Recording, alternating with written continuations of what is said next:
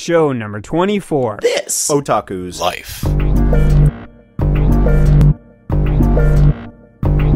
I've always been a pretty slender guy. As an adult, once I started corporate life, sure, I've plumped up a little bit, but then you get concerned about your health and your concentration and your energy at work, and then, you start paying attention to your diet, and then you start exercising a little bit. And so as a present adult, I'm about as thin as I was when I was in high school. Well, back in the mid-'80s, there was a movie that came out called Revenge of the Nerds. And this movie became the bane of my existence. It certainly educated the mainstream world about what nerds were, but the movie was a comedy movie. And certainly, I think it did nothing but aid a very negative stereotype about dorks, geeks, and nerds. Now, being a very slender guy, I looked the part, but I wasn't the top of my class. It wasn't until many years later that my mother realized that I needed glasses. And the way my last name is spelled alphabetically always put me in the back of the class, so I was never the fastest note taker, and I didn't have all the answers. Until I got glasses, I was compensating all the time, and I was not the smartest kid in the room. But that did nothing for me. It didn't help me at all, because I looked the part, and my peers at the time, the jocks and the bullies, targeted me. Well, it wasn't until I moved in with my father to a completely new high school, where I had a reprieve. It didn't matter that I looked the part because my peers in that high school were pretty smart. Ultimately, a lot of the people that were jocks on the football team were getting scholarships to MIT. And so it was in a completely different environment that embraced intelligence. And it didn't matter how I looked. There's all kinds of racism, and it doesn't necessarily always have to do with the skin color. Stereotypes play a big part. There have been many times where after work or on my lunch, I've gone into a retail store that has electronics, and someone starts looking in my direction and heading over to talk to me as if I worked in that store. I can't imagine how embarrassing it is for the person, but I'll tell you, it's pretty embarrassing for me as well. This is how I look, this is who I am, and whether it's clear or not, it's still pretty embarrassing. So racism comes in a lot of forms, and nerds are not omitted from this category at all.